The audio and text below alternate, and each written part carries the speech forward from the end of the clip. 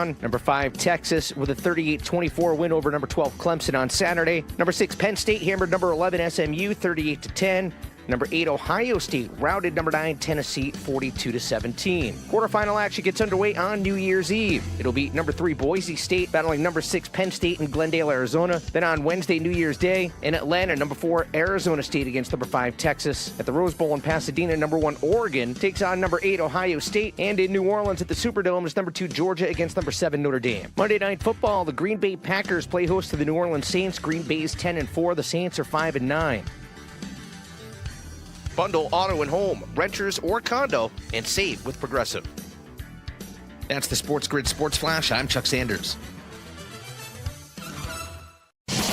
I love spreading joy with gifts this time of year, but I try not to spread my budget too thin. Luckily, Kohl's has come through for me once again. I just went and used a 25% off coupon to score so many great gifts under $20, like cozy pajamas and fleece, amazing gift sets, and beauty must-haves. So if you're looking to give more for less this season, get to Kohl's. Select styles, offers end December 24th. Some exclusions apply. See store or Kohl's.com for details. I'm at the movies, asking people if they'll switch seats with me for $574. Here, take mine. So what about $574 if you switch your home insurance to Allstate? Too much work. Not if you call them. They handle the switching. Now, that's a plot twist. Shh. Check Allstate first, and you could save hundreds on quality home insurance today. You're in good hands with Allstate. Not available in every state. Based on the national average annual savings for new home insurance customers surveyed in 2023 who switched to Allstate and reported savings. Savings vary. No way football is playing in the fall and winter. Because the hits don't hurt as much when you're numb.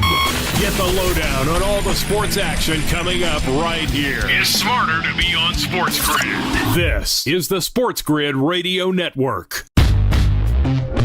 You're listening to Football Full Circle with Joe Lisi and Ben Stevens.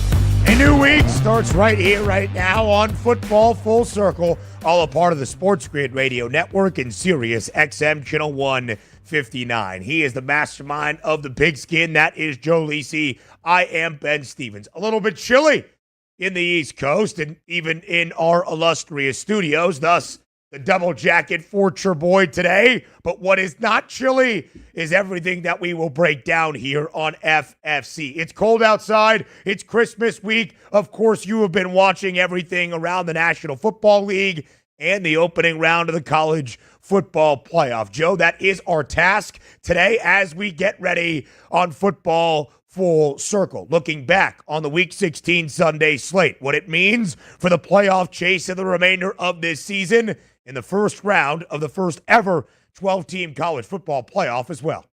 Yeah, this past weekend was absolutely amazing in terms of the college football playoff. We saw those home games, the environment in terms of college football, the pageantry, the intensity, that really encompassed everything that the 12-team playoff was supposed to be, right? Did it live up to the billing, Ben, in terms of the games on the field? No, not necessarily with the blowouts that we saw, but it didn't matter because what we did see in terms of those home games, I want to see them continue throughout the coming years. And in the NFL, we also saw teams step up and keep their playoff hopes alive. Teams like Cincinnati, teams like Miami. And we saw a battle in Seattle that went right down to the wire. And all Sam Darnold and the Minnesota Vikings do, baby, is they win football games. Amazing effort, 13-2 overall. And this is the final stretch run before the playoffs. Can't wait to see how it plays out in the NFL.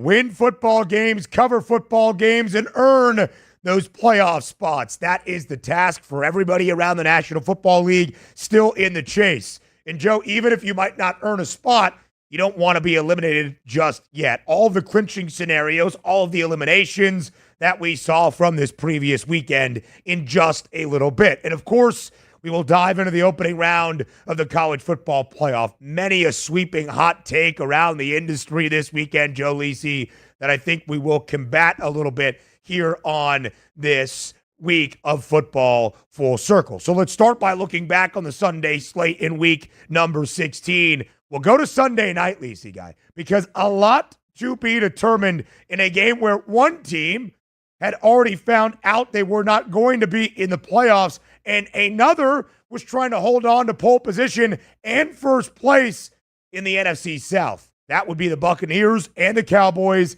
in Dallas Sunday night at the Star. And the Cowboys play, spoiler, eliminated from postseason consideration earlier on Sunday with a Washington win that we'll talk about against Philadelphia in just a moment. But the Cowboys pull off the outright upset as a 4.5-point home underdog on Sunday night over Baker Mayfield and his Buccaneers, 26-24, the victory for Dallas. Joe, two different angles of looking at this. The Cowboys out of the playoffs, but still showing they have something to fight for. Whatever that is, we shall discuss. And a big blow for the Buccaneers, who now, based on the tiebreaker, look up at the Atlanta Falcons in the top spot in the NFC South. Yeah, amazing. I mean, a high-scoring game, and when you just think about it, it ekes over the 48.5 total, that Vegas and New Jersey had. But, the Dallas Cowboys, when the pressure's off, all of a sudden now they're playing their best football, right? Cooper Rush did make some plays. We saw another dynamic performance out of CD Lamb, 100-plus yards. And the defense now, all of a sudden at the end of the regular season, has become opportunistic. Now, what does that mean in terms of the offseason for Mike McCarthy? I think a lot of people, if you ask around Dallas, believe he'll be there for 2025. We'll see how that plays out. But for Baker Mayfield and Tampa, this team was playing so well. They had an offensive identity once Mike Evans came back. They were running the football effectively. They were within striking distance for the whole game. And then at the end, the critical turnover really seals the deal. The turnover with Rashad White. So we'll see how this plays out. I still believe Tampa, even though they lost the head-to-heads to Atlanta, could still pull out the division, but they're going to need to step up on both sides of the football over the next couple of weeks.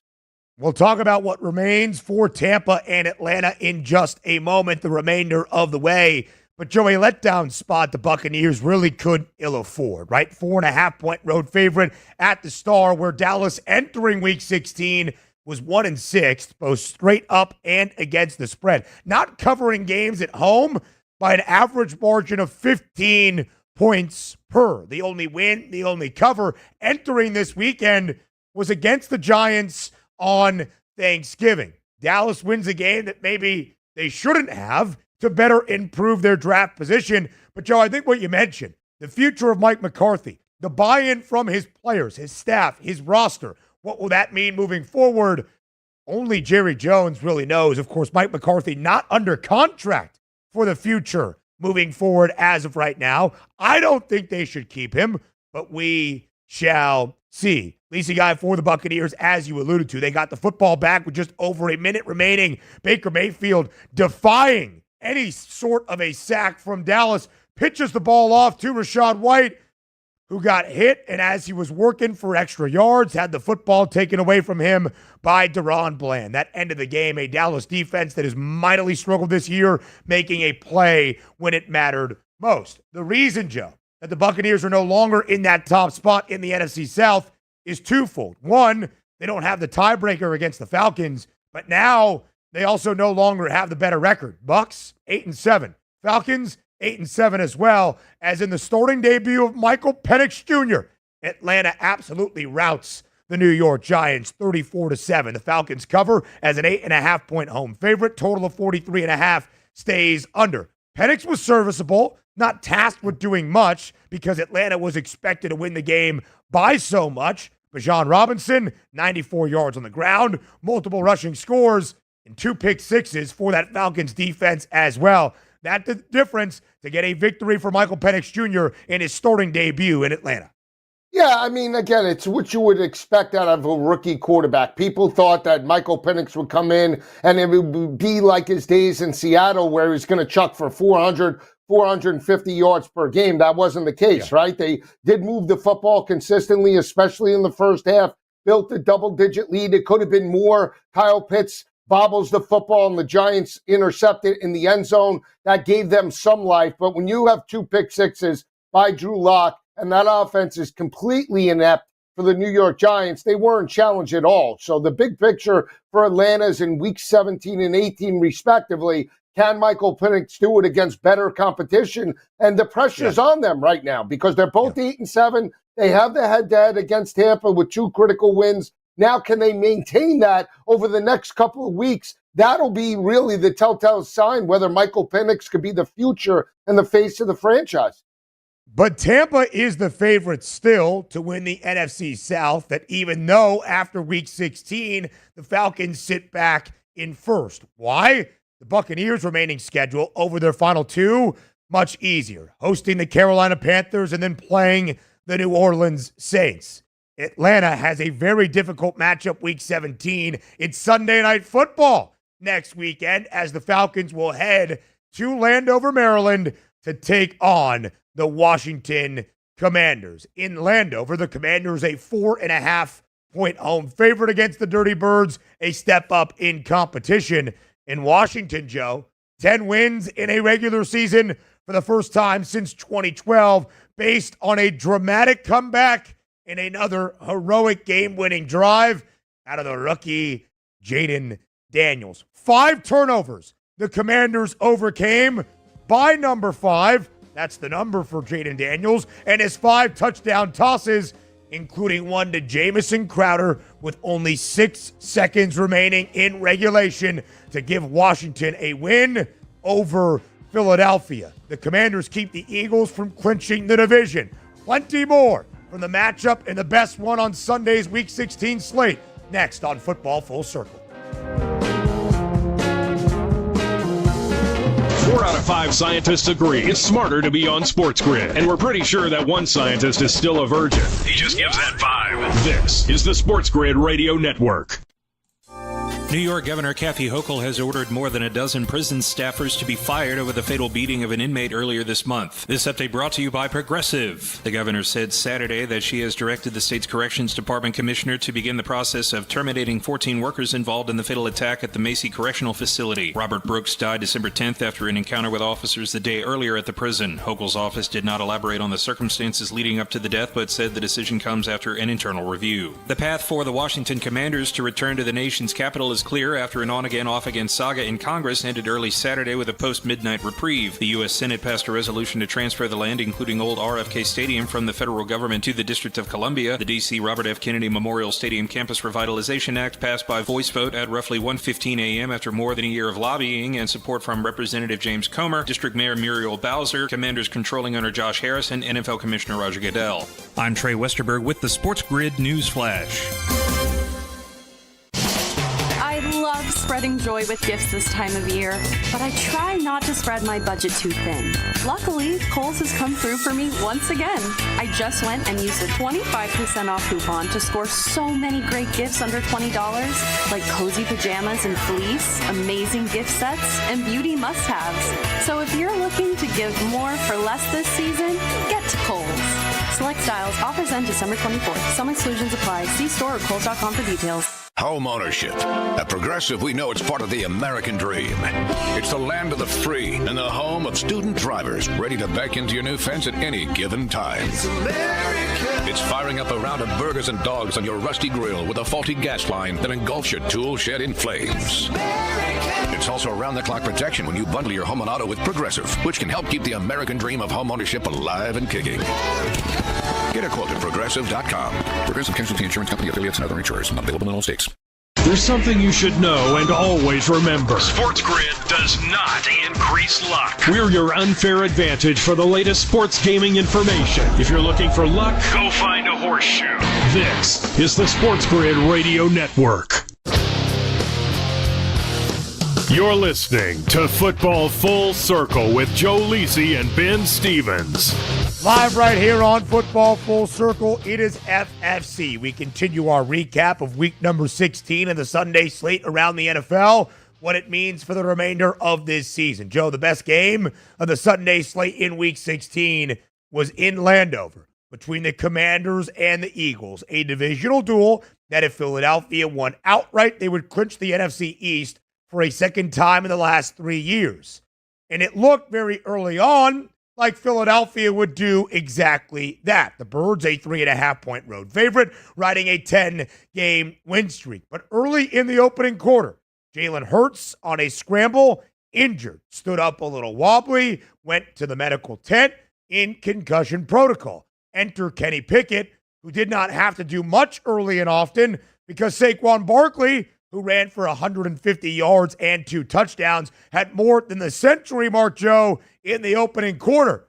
But then Washington started its comeback. Philly had multiple 2-touchdown leads in the opening half. But by the time we got to the early going of the fourth quarter, the Commanders took a 28-27 lead. Jake Elliott buries a 50-yard field goal under 4 minutes remaining in regulation. The Birds back in front 30-28. Jaden Daniels throws an interception, his second of the day on the ensuing offensive possession. 5th turnover for Washington in the football game.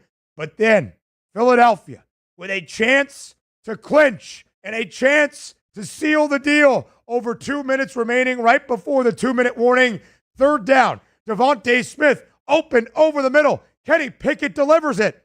Dropped by Devontae.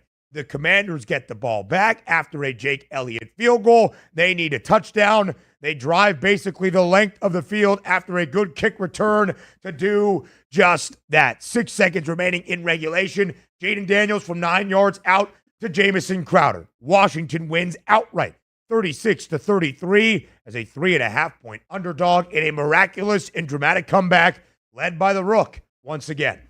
And he sealed the deal for the Offensive Rookie of the Year, right? That performance, battle-tested in big games, and they did have a little bit of a lull in the middle of the regular season. But Jaden Daniels has elevated this whole team. They believe that they can win these games. It certainly looked different from the first time that they played on that Thursday night in the Link. It was a short week. Offensive game plan was very conservative. Jaden Daniels, I want to say, was hand-tied by the play calling in that matchup by Cliff Kingsbury. But this matchup, they threw caution to the wind. And let me just say, that defense stepped up when it had to. And at the end of the day, Jaden Daniels, 5 touchdowns. Who was it? People were talking Jaden Daniels was a fraud. I don't remember. All he did was win meaningless football games in Baton Rouge, Louisiana. This guy's a winner, baby. Jaden Daniels will elevate Washington, not just this year, but for the next 5 or 6 seasons. The kid's a gamer, best offensive quarterback that we've seen come out of this class. Hands down, he did it with his legs, did it with his arm yesterday. And look at the players that stepped up. Jamison Crowder, right? You had Zacharias that stepped up as well in terms of that matchup. Help me out with his name. Whatever. It doesn't matter. Washington won, baby. Zacchaeus. Yeah. Right. And Terry McLaurin outside the first touchdown, a little bit limited. The biggest thing, Ben, was that when the game was on the line and the defense stepped up and they forced a kick by Elliott with basically a minute and a half left, you knew Jaden Daniels had life. And he stepped up. He continued to make first downs. And then once they were in striking distance, he took his kill shot. And what a performance with 5 touchdowns. Amazing. I mean, it really is, Joe. Number 5, overcoming 5 turnovers with 5 touchdown tosses to get the Commanders to their 10th win already. 10-5 now for Washington. Joe, the first time in more than a decade, this Washington franchise has won 10 games in a regular season. Amazing. And they keep Philadelphia, at least at the moment, from clinching the NFC East. The Eagles will take on the Cowboys week number 17 with a win. Philly wins the division, but Washington in pole position to claim at least a playoff berth, if not even give Philly a tough time for the division. Joe, because of the loss for the Eagles, more than likely they are out now of the running to be that number 1 overall seed in the NFC. It's really a battle between divisional mates, that being Detroit and Minnesota. You talked about it. The Vikings making 8 straight wins, with Philly snapping that 10-game win streak because of the loss to the Commanders yesterday. Minnesota has the longest active win streak in the National Football League. 8 straight, 13-2, and a big win yesterday in Seattle, 27-24 on that NFL Sunday slate. They cover as a closing 2.5-point favorite. A total in the mid-40s goes over. And Sam Darnold, Joe, nearly 250, 3 touchdowns, and not a single turnover once again. What can't you say about this Vikings team? Do not overlook 13-win Minnesota. Resilient. That's all I can say. And it's different than the team that, was there a couple of years ago with Kirk Cousins, right? Yeah. 13-3 overall, and sort of played down to the competition. They have stepped up. Now, I will say, when you just look at their road wins this year, very narrow, and that was the reason why that 2.5, 3.5 spread yesterday really came into play, right? They win it again by 3. You look at some of the games that they had played on the road. Chicago, they win by 3. They played Jacksonville, won by 5. Beat Tennessee by 10. So some of the games in narrow, an average margin of right around 6 points per game. But Sam Darnold, Justin Jefferson, that had 144 receiving yards, found a way to exploit Seattle's defense. And that's all you can ask for. Again, these teams do it in different ways. And just think about the NFC and the teams as a whole at the top of the AFC and NFC respectively. Buffalo has won 8 of the last 9. Detroit, prior to that loss last week to the Buffalo, right? They've won 12 of 13. The Eagles were on a 10-game win streak before they lost over the weekend. And now Minnesota with an 8-game win streak. These teams are really coming and peaking in at just the right time. They're going to be a very difficult out then come playoff time. The Vikings 13-2 straight up, Joe. In those 13 victories, 10-2-1 against the spread. The 5th time in the last 6 games, Sam Darnold has thrown for at least multiple touchdown passes without an interception. Justin Jefferson, 10 grabs, $144, and 2 touchdowns. Plenty more from the Sunday slate. Next on Football Full Circle. There's smart. And there's not smart. Not smart is hope as a strategy. It's smarter to be on SportsGrid. Keep it here. And win. This is the SportsGrid Radio Network. The SportsGrid Radio Network presents This Date in Sports History. The play of the day, and possibly the play of the year in postgraduate football. 1951, the National League Football Championship at the L.A. Memorial Coliseum. The L.A. Rams beat the Cleveland Browns 24-17. Norman Van Brocklin goes back, arches a long, fine, high, spiraling pass far downfield. Rams quarterback Norm Van Brocklin hit Tom Fears with a touchdown with a winning score for L.A. For SportsGrid Radio, I'm Mike DeMurgis.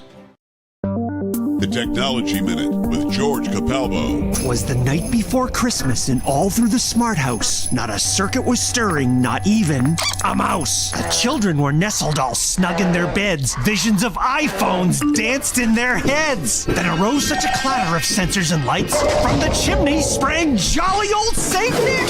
He was chubby and plump, dressed in glowing LEDs from his head to his foot. It flashed and sputtered as he brushed off the soot. Suddenly, a bundle of toys and a motorized gizmo rolled out to a stop. I laughed when I saw this in spite of myself. Then a hatch popped open, and a robot arm went straight to its work, filling all the stockings. And laying a finger aside of his nose, giving a nod, his jetpack blazing up the chimney he rose. Away they flew, chased by a live streaming drone that rose from the thistle. Happy Christmas to all and to all a good night. Follow me, @Capalbo on Twitter, and stay tuned to The Technology Minute for more cool stuff like this. Christmas, I don't want Carver and Lisi. I think there's no doubt this game gets into the 50s. How about that? I don't care if Carson Wentz plays. Human turnover machine is good for 14 points. This game sails through the total. Sounds like one of those 5-diamond, no doubt about it, crypto Christmas specials. It's Carver and Lisi with Mike Carver and Joe Lisi. Tuesdays, Wednesdays, and Fridays. 8 p.m. Eastern, 5 Pacific. On SportsGrid, Sirius XM Channel 159. Wherever you go, there you are. Download the SportsGrid mobile app and we'll be right there with you. So now you can get the winning edge anywhere. Even while the wife's talking to you. if you got an earbud. This is the SportsGrid Radio Network. You're listening to Football Full Circle with Joe Lisi and Ben Stevens.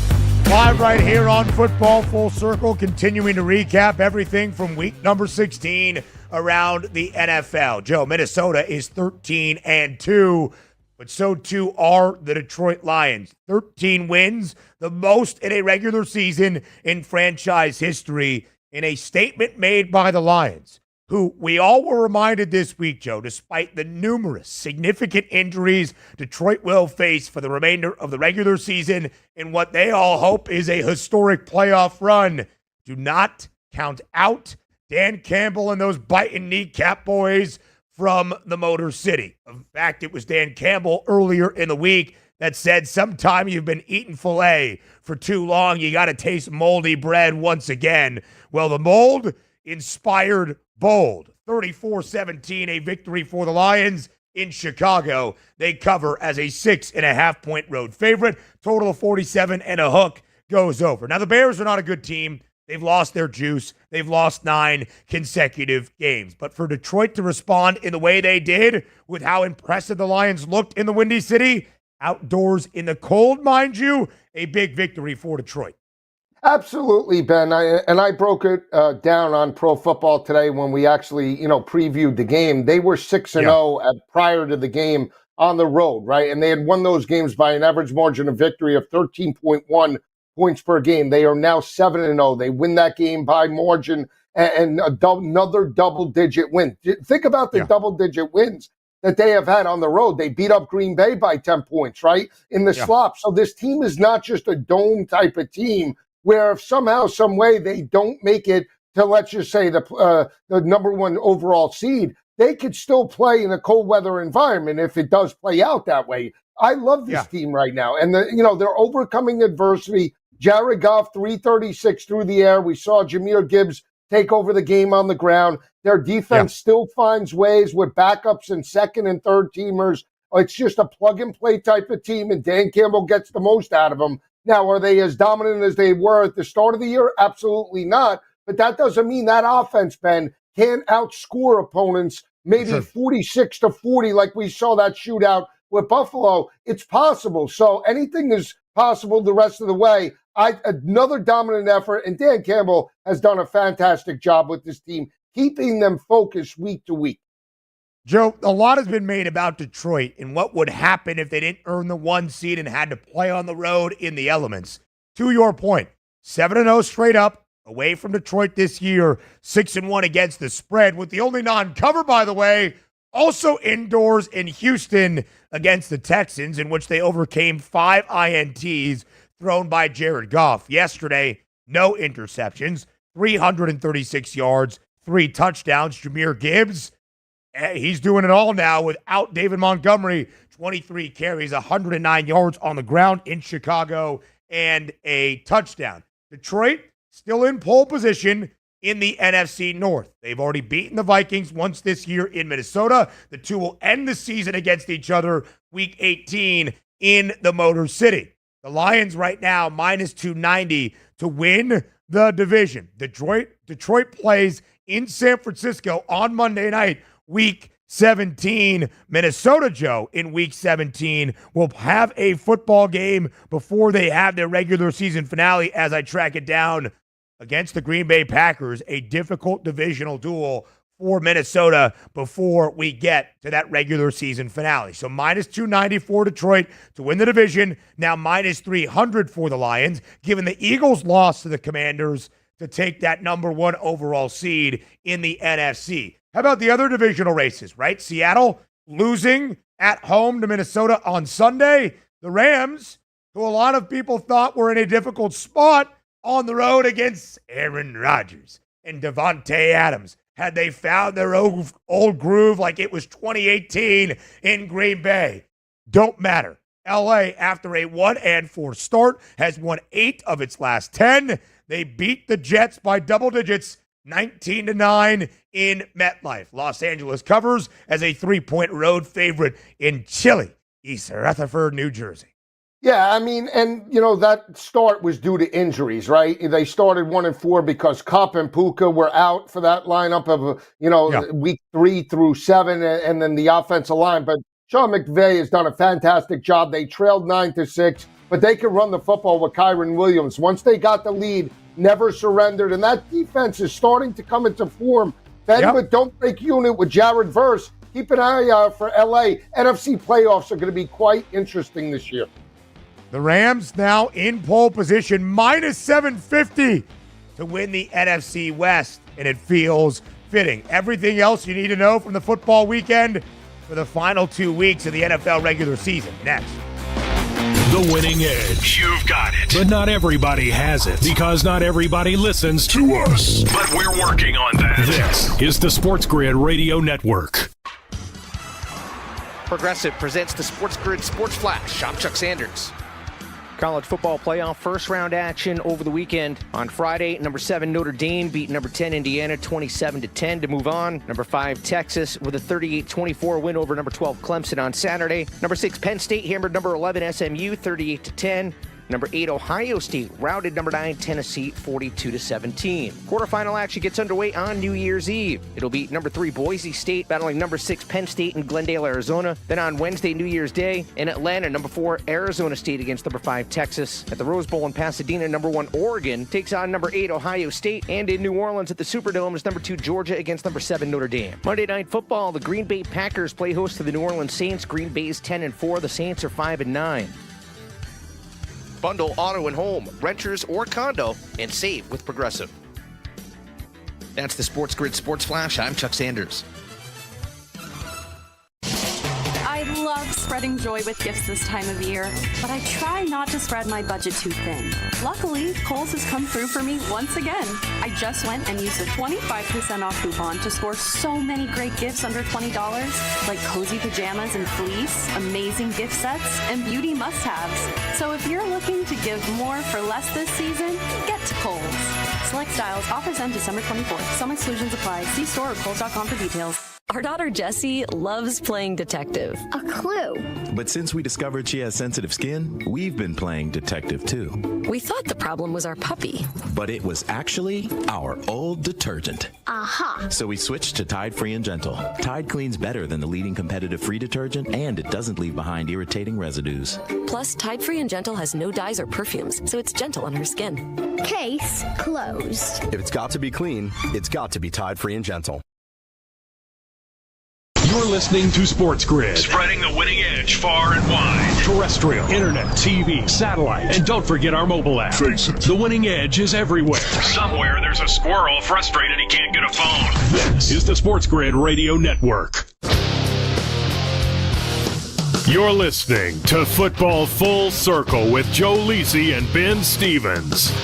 There is no doubt that Buffalo's bid to be the AFC number 1 overall seed took a shot because Patrick Mahomes is really not all that injured, and the Chiefs won in Week 16. The Bills, needing to handle their own business to win out and even have a shot at home field advantage in the opening round bye, were tested, frankly, as a 14.5-point favorite against the Patriots in week number 16. Buffalo still wins outright 24-21, but just by a field goal as a 14.5-point home favorite against New England. Total of 47.5 stays under, snapping an 8-game streak where Buffalo had scored at least 30, but Buffalo has won 9 of its last 10. The Patriots, Joe, are just 3-12 straight up this year, but they are 6-8-1 against the spread and held an early 14-zip lead in the opening half against Buffalo Sunday, week number 16. Yeah, and Drake May played well, right? 261, I believe, 2 touchdowns. I actually thought that New England would be live from the spread perspective, and you look at the gauntlet that the Buffalo Bills had played up until that point, right? They had emotional games against Kansas City and then obviously Miami during that span, and then the game against Detroit. And now you come back home to face a team that was just 2-7 on the road, or 2-6 in terms of New England.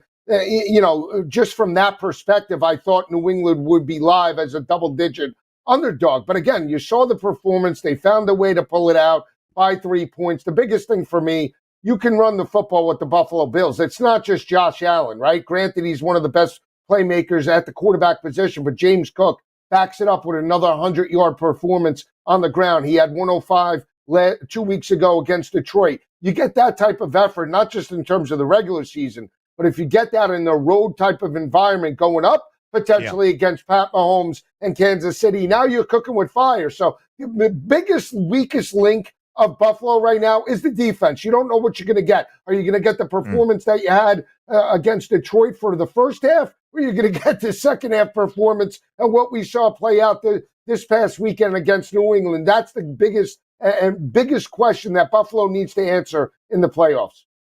James Cook, 126 scrimmage yards, 2 total touchdowns. We shall see about what the rest of this season has in the AFC. Joe, oftentimes, if you're on the outside looking in at the playoffs, you're not only just hoping to earn a bid and lock up that spot, but if you have a ways to go, you don't want anything to happen where you get eliminated from postseason contention. And every team that still has some sort of hope and optimism in the AFC wildcard chase is still in the running. That means the Bengals beat the Browns on Sunday. The Dolphins edged out the San Francisco 49ers, and the Indianapolis Colts took care of business in a divisional duel against the Tennessee Titans. Let's start with the Bengals, Joe. They win 24-6 against Dorian Thompson-Robinson and the Browns. 9.5-point spread in favor of Cincy. They win comfortably at home. Yeah, and I watched that game play out. They were up 17-6, and DTR did have Cleveland within the red zone. They had some critical penalties, and Cincinnati does get an interception in the end zone that really changed the momentum. Otherwise, Cincinnati might have won but not covered in terms of that ball game. But at the end of the day, they still found a way to pull it out, right? Their defense a little bit better. I want to say it couldn't be any worse than what we saw in the middle part of the season, getting sliced and diced by some of those offenses. But again, this is going to hinge on everything falling right for the Cincinnati Bengals. They need to take care of business against Denver. And obviously in week number 18, they're going to need some help. But if they could be 9-8 in a one-game situation, if they sneak into the playoffs with Chase, Higgins, and Joey Silk, anything's possible, Ben. I don't know if they can make it to the final finish line, but that offense could play with anyone. There's no doubt about it, Joe. And the offense has not been the issue this year. Joe Burrow certainly has not been the problem. 252 and 3 touchdowns yesterday for Joey B, including the first of the day where he was parallel with the turf and somehow got a throw off in full Superman spread to T. Higgins for a touchdown. 7th consecutive game for Joe Burrow with at least 250 passing yards and 3 passing touchdowns at least in the same game. First player in NFL history to ever do that 7 times in a row. Huge game for the Bengals. Week 17 on Saturday. They're a 3-point home favorite against the Broncos. They win that. There is some life in Week 18 for Cincinnati. Everybody, the Colts, the Bengals, the Dolphins, need some help, but they have to keep winning games, as Miami did, Joe, at home in Week 16 and the Sunday slate. We learned right before kick that the 49ers had been eliminated from playoff consideration because of Washington's dramatic comeback against Philadelphia. The 49ers went into the game, though, as a slight favorite against the Dolphins, who, Joe, when booked as a dog under Mike McDaniel, it has not been a recipe for success. At least on Sunday, it was. Miami wins outright 29-17 as a slight home dog, just the 5th outright win as a dog with Mike McDaniel as the head coach since 2022 in 21 specific games booked as the underdog. It is amazing, right, that entering Week 17, if I would have told you at the start of the year, San Francisco would be not win the division, eliminated from the playoffs is amazing to think about the price that they had, right? And they started to play, look like a Dallas type of effort early in the first half. Second half, the defense wore down. And the biggest thing for me is it wasn't so much Tua and the passing attack. We know Miami can do that. That has never been a cause of concern for the Dolphins. In critical games against more physical teams, the Dolphins have issues running the football, and Devon Achane took care of that yesterday with that performance, right? He breaks big runs consistently in the second half. That's what changed the complexity of that ball game. And if Miami can find a hint of a rushing attack the rest of the way and they get into the playoffs, they maybe can make some noise. I don't think they'll get there, but again, a great effort at home over San Francisco yesterday, especially with Jalen Waddle out of that lineup. Brock Purdy threw for a ton of yards. George Kittle involved. Deebo Samuel, arguably his best game of the season. And Joe, based on preseason expectation, no team has failed more or been more disappointing than that of the 49ers. Yes, you can blame injuries, and there were so many injuries to key significant players, but we have been told for years that everybody on this team is highly talented in San Francisco. They were the short favorites to at least play in a fifth consecutive NFC championship game, or 5 times in the last 6 years, to maybe get to a Super Bowl for the third time in the last 6 seasons. They're going to fall short of that, eliminated yesterday or on Sunday from playoff consideration. Miami still alive. Indianapolis, Joe, 38-30, the win over Tennessee. That game got tight. Indy was up 38-7 late in the third quarter. The Colts hold on for a victory against the Titans. And Jonathan Taylor, 2 weeks ago in Denver. Colts were up by a score early in the second half. Should have been 2 touchdowns. JT dropped the football before crossing the pylon. He atoned, at least in part, for that on Sunday. 29 carries, 218 yards, 3 rushing scores against Tennessee. Indianapolis covers as a 4.5-point home favorite. What a difference a week makes, right? You mentioned the matchup a couple of weeks ago against Denver where, 24 points they got outscored in terms of the second half and they lost. Their playoff hopes were on the line in terms of that ball game in Mile High.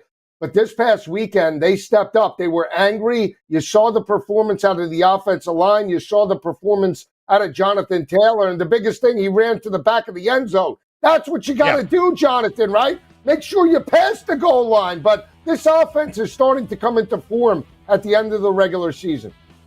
Between 2 teams that were already well out of the playoffs, the Raiders beat the Jags at home in Vegas, 19-14. Congrats. You now have a worse draft pick because of it at this moment. College football playoff conversations. And there are many. Next. We're not saying every SportsGrid listener is a legend, but you might start thinking about who's going to play you in the movie. Just saying. This is the SportsGrid Radio Network. New York Governor Kathy Hochul has ordered more than a dozen prison staffers to be fired over the fatal beating of an inmate earlier this month. This update brought to you by Progressive. The governor said Saturday that she has directed the state's Corrections Department commissioner to begin the process of terminating 14 workers involved in the fatal attack at the Macy Correctional Facility. Robert Brooks died December 10th after an encounter with officers the day earlier at the prison. Hochul's office did not elaborate on the circumstances leading up to the death, but said the decision comes after an internal review. The path for the Washington Commanders to return to the nation's capital is clear after an on-again, off-again saga in Congress ended early Saturday with a post-midnight reprieve. The U.S. Senate passed a resolution to transfer the land, including old RFK Stadium, from the federal government to the District of Columbia. The D.C. Robert F. Kennedy Memorial Stadium Campus Revitalization Act passed by voice vote at roughly 1:15 a.m. after more than a year of lobbying and support from Representative James Comer, District Mayor Muriel Bowser, Commanders controlling owner Josh Harris, and NFL Commissioner Roger Goodell. I'm Trey Westerberg with the SportsGrid News Flash. I love spreading joy with gifts this time of year, but I try not to spread my budget too thin. Luckily, Kohl's has come through for me once again. I just went and used a 25% off coupon to score so many great gifts under $20, like cozy pajamas and fleece, amazing gift sets, and beauty must-haves. So if you're looking to give more for less this season, get to Kohl's. Select styles, offers end December 24th. Some exclusions apply. See store or Kohl's.com for details. Do you lay awake at night worrying about what to buy everyone on your holiday list? Well, Skechers is here for a holiday rescue with hands-free Skechers slip-ins. The right gift for everyone on your list, because with hands-free Skechers slip-ins, you just step into them and they're on. There's no bending down, no touching your shoes, no retying laces. Plus, Skechers slip-ins are perfect for everyone. Moms, dads, grandparents, kids, friends, coworkers, and they're the most comfortable shoes they'll ever wear. Find them for the holidays at a Skechers store, Skechers.com, or wherever stylish footwear is sold. Ask any player and they'll tell you any advantage is important. That's where we come in. SportsGrid delivers gaming strategies and analysis 7 days a week. The winning edge. It's your advantage to more winning more often. This is the SportsGrid Radio Network. You're listening to Football Full Circle with Joe Lisi and Ben Stevens. History was made this weekend in football. The first ever 12-team college football playoff that led to many, many a reaction. He is Joe Lisi. I am Ben Stevens. We welcome you back to Football Full Circle right here on SportsGrid Radio. 4 games, Lisi Guy, in the opening round of the first ever 12-team college football playoff in the history of this sport. The most teams with the most opportunity in a postseason to win a national championship. But that does not mean it was always going to be even nor equal. All 4 games, the home team that was booked as the favorite wins and covers and wins by at least double digits. Average margin of victory, 19.3 points per game. But there were some, Lisi guy, that in the first 4 games of the first ever opening round of the largest ever field to compete in a college football playoff that said, we've made a critical mistake. It should never be 12 teams. We should have never have expanded. It has done horrible things to this sport. I am often starting to wonder, Lisi guy, if those that love college football, like they say they do, like we do, really do love college football. There is so much to break down. We'll get through all 4 games. But, Joe, what was your reaction to the first ever weekend of the first ever 12-team college football playoff? I thought it was epic. I really did. And I'm not even just talking about the outcomes. I'm talking about the scenes in which we saw play out. You know, the scene in Happy Valley at Beaver Stadium, you know, the cold environments in Columbus. That's what college football is about. You know, to see Clemson travel to Austin, that you would never see potentially in a middle of a regular season or, you know, in a postseason for that matter. That's what I really took away. I don't care that there were blowouts. That's part of the game. We had it with the BCS era. We certainly had it with the college football 4-team playoff. And now we have it with the 12-team playoff. But those people that say, you know, deserving versus best, you know, we really need to set that aside because, again, the expansion was supposed to let teams like the Boise States, like the Indianas, like the SMUs, an opportunity to showcase their talent with the elite teams in the Power 4 conferences. That's what it was meant to be. Now we change the narrative saying, well, it's the best team. So then if that's the case, then just get the Big Ten and the SEC, take the top 12 teams, let them square off, and we won't have college football the way we know it, Ben. It's absolutely ridiculous. It really is, Joe, because, again, that idea of best versus deserving has always been subjective. Unlike the National Football League or other postseasons where you earn a playoff spot based on having this sort of record or having a tiebreaker advantage. The only teams in the 12-team college football playoff field that earn a playoff spot are those that win a conference championship and are ranked as the 5 highest conference title winners to get the automatic bid. Outside of that, it is subjective. And how those, Lisi guy, that looked at the first 4 games in maybe an imperfect formula in a format that has some issues and said, nope, I used to champion expansion, not anymore. Forget what we have seen for the last 10 years. The 20 semifinal games we had in the decade-long history of the 4-team format in the college football playoff. Average margin, 17.9 points per game. Only 7 of the 20 decided by a single score. And that's the semifinal round, let alone the final, the championship, which half of the 10 have been decided by at least 3 touchdowns with an average margin of 21.4 points per game. College football is unique. It is uneven. Even at the highest level of the sport, there have been blowouts. There will be blowouts. Blowouts might happen. But, Joe, those that championed expansion wanted the regular season to still have significance. Teams that maybe lose a game in week number 1 get a chance to earn it and still prove it later in the year and have something to play for weeks 5, 6, 7, and beyond.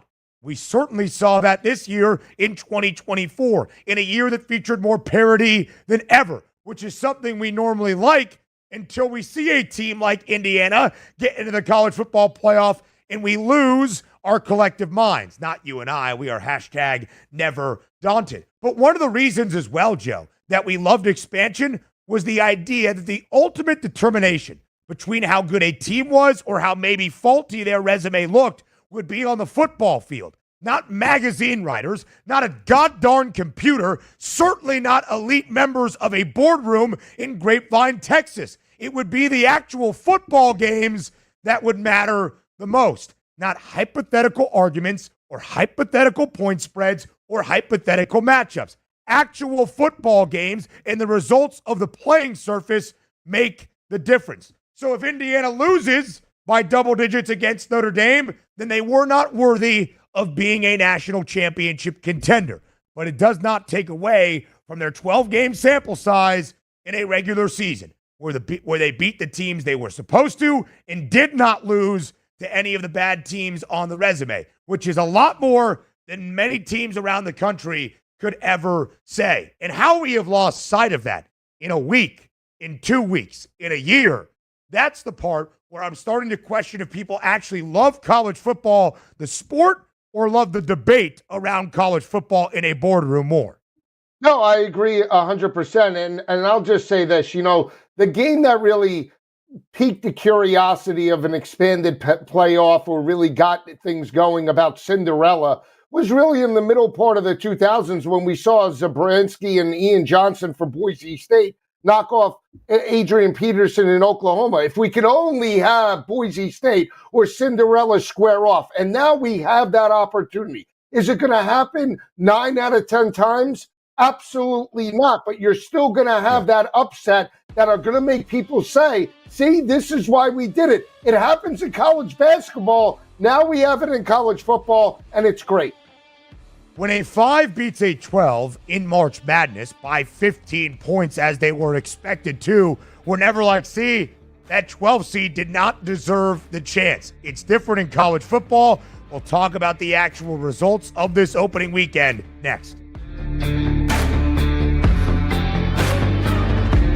Luck is winning the lottery. Strategy is settling your divorce before cashing in the ticket. It's smarter to be on SportsGrid. Get the winning edge. This is the SportsGrid Radio Network. SportsGrid TV and radio networks are the premier streaming video and audio channels dedicated to serving the sports wagering audience. Found on major smart TV platforms and streaming on SportsGrid Radio and Sirius XM Channel 159. SportsGrid's real-time data, expert commentary, and entertaining analysis transform viewers into informed sports enthusiasts. Our weekday radio lineup begins with the early line at 8 a.m. Eastern with Ben Stevens and Donnie Rightside. Donnie joins Kevin Walsh on Money Line at 11 a.m. Eastern, followed by Football Full Circle at noon Eastern. Kaplan and crew join the party at 1 p.m. Eastern, and Pharrell Coast to Coast keeps things rolling from 3 to 6 p.m. Eastern. Get in the mix with Kevin Walsh and Game Time Decisions at 6 p.m. Eastern. Evenings simmer with Carver and Lisi, then boils over with Gabe Moritzi on Sports Rage Late Night at 10 p.m. Eastern. To find out where to find SportsGrid that's best for you, go to sportsgrid.com. It's smarter to be on SportsGrid.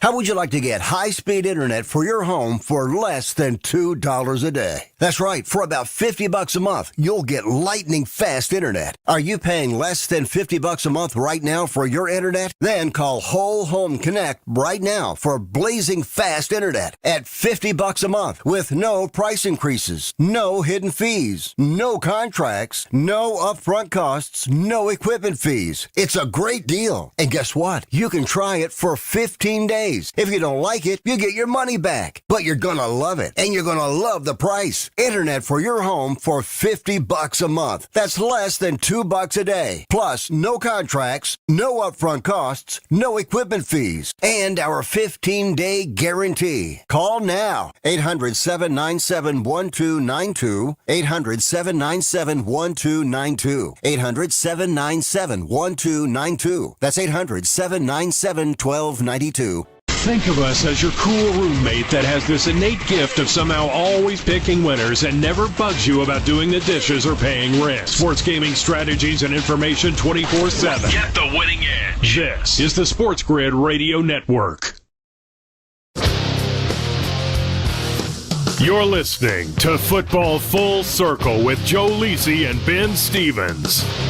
Live right here on Football Full Circle, recapping the opening weekend of the first ever 12-team college football playoff. Lacey Guy, let's go in chronological order. It started on a Friday night in snowy South Bend, where Notre Dame was dominant, despite what the final score might show. Actually, the lowest margin of victory for anybody so far in the 12-team history of the college football playoff. Notre Dame still wins by double digits, 27-17, easily covering as a touchdown favorite in South Bend. Indiana scored 2 touchdowns in the final 90 seconds of regulation, including after recovering an onside kick to make the final score seem a little bit tighter than it really was. But, Joe, if it's been against non-MAC foes this year, the Irish have been downright impressive and dominant. Now 10-0-1 against the number against teams that don't play in the Mid-American.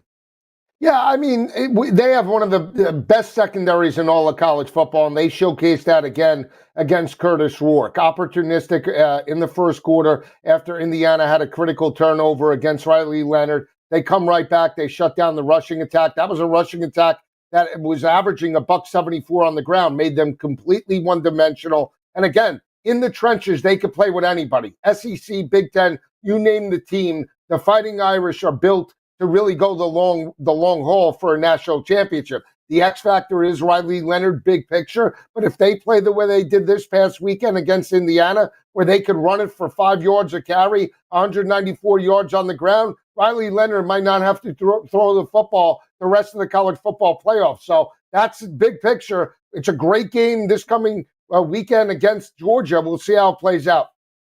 Sugar Bowl against Georgia, the nightcap on New Year's Day to kick off 2025. Georgia opened as a slight favorite, now a 2.5-point favorite against the Fighting Irish. First game on Saturday, in-state college. Penn State blows out SMU 38-10. 3 first-half interceptions by the Nittany Lion defense against SMU's quarterback, Kevin Jennings. 2 of them brought back for a touchdown. 2 of them by the same one guy. That would be Dominic DeLuca for Penn State. There's your guy, Dominic DeLuca, not Kamani Vitale. That would be Dominic DeLuca taking it back for the Nittany Lions. Penn State wins big, 38-10, covering as an 8.5-point home favorite. Did Kevin Jennings realize he was playing for SMU or Penn State in that game? Because critical decisions in the first half really hurt the momentum. SMU had the early momentum on the first drive. After the 4th down, they didn't convert. Obviously, that changed the whole complexity. Turnovers killed them, and they were uphill the rest of the way. You know, this team for Penn State still has to answer some questions, but it was a dominant home effort. They move on to face Boise State. We'll see if they could shut down Genty this weekend, but it's going to be an amazing battle. This game really can make or break Penn State's season because they lose to Boise State. James Franklin has a lot of answering to do. The Nittany Lions still a double-digit favorite against Ashton Genty and the Broncos in the Fiesta Bowl on New Year's Eve. Lisi Guy's second game on Saturday featured our only game of the 4 in the opening round of the CFP that was at least a single-score game at some point in the fourth quarter. That was Clemson and Texas in Austin. Clemson scored a touchdown with just under 12 minutes remaining, and then 2 plays later, Jaden Blue, 77 yards to the house. That brought a big smile to the face of Joseph Lisi, I am sure. Big day for Texas on the ground, Joe. Nearly 300 yards in 4 rushing scores. Texas beats Clemson 38-24, closing as a 13.5-point favorite, covering the number and going well over a total of 50.5. Tough for you, Lisa guy, who bet the under, I know. Yeah. That a boy, Blue. Best bet on Saturday. Ripping off runs in regards to that battle. And the critical 4th down stop, right? That game could have been 7 points with about 5 minutes left. They stuffed Cade Klubnik and the Clemson offense to make that potentially a 7-point game. But their offense was humming, baby. That's the one thing that Steve Sarkisian really hasn't seen all year. The only game I really saw it was the dominating home win in Florida in the middle part of the year. We didn't see it in bigger matchups. They showcased their speed, especially running the football with Blue and Wisner. If they can play like that, that defense can carry them as well. We'll see how they fare the rest of the way. Longhorns 2-touchdown favorite in the Peach Bowl against Arizona State. And Ohio State absolutely obliterates Tennessee 42-17, covering as a 7.5-point home favorite in the shoe. The rematch against Oregon and the granddaddy of them all, under the San Gabriel Mountains. He's Joe Lisi. I'm Ben Stevens. Thanks for tuning in to Football Full Circle.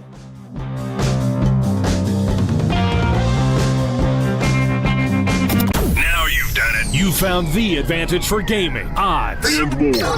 But we call it the winning edge for short. This is the SportsGrid Radio Network.